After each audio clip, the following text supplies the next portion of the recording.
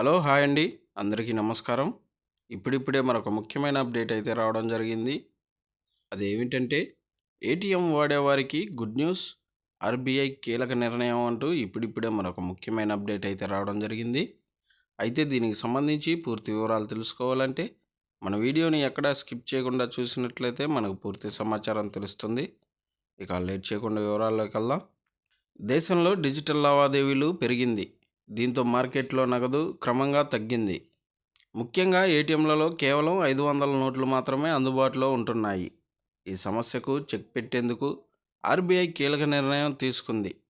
Reserve bank of India జారీ చేసిన తాజా మార్గదర్శకాల ప్రకారం వచ్చే సెప్టెంబరు 30, 2025 నాటికి దేశంలోని 75% ఏటీఎంలలో కనీసం ఒక క్యాసెట్ నుంచి 100 లేదా 200 నోట్లను ఇవ్వాల్సిందేనని తెలిపింది.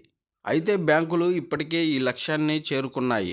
ప్రస్తుతం దేశవ్యాప్తంగా 73% ఏటీఎంలు ఈ చిన్న నోట్లను అందిస్తున్నాయి. దేశంలోని 2.15 లక్షల ఏటీఎంలలో 73,000 ఏటీఎంలను నిర్వహిస్తున్న సిఎంఎస్ ఇన్ఫో సిస్టమ్స్ సంస్థ ఇచ్చిన సమాచారం ప్రకారం 2024 డిసెంబర్ చివరిలో 65% ఏటీఎంలలోనే చిన్న నోట్లు లభించాయి.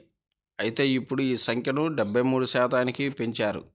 సిఎంఎస్ సంస్థ cash management president Anush Raghavan ఈ విషయమై మాట్లాడుతూ, దేశంలోని ఇప్పటికీ 60% వినియోగదారుల ఖర్చులు నగదు రూపంలోనే ఉంటున్నాయని, ఇలాంటి పరిస్థితుల్లో 100, 200 నోట్లను అందుబాటులోకి తీసుకువస్తే ప్రజలకు రోజువారీ ఖర్చులు తేలికగా నెరవేరుతాయని, ముఖ్యంగా గ్రామీణ ప్రాంతాల్లో చిల్లర సమస్యలు తీరుతాయని చెప్పారు. ఆర్బీఐ తాజాగా బ్యాంకులకు ఇచ్చిన ఆదేశాల ప్రకారం 2025 సెప్టెంబర్ 30 నాటికి 75% ఏటీఎంలలో చిన్న నోట్లు తప్పనిసరిగా ఉండాలి.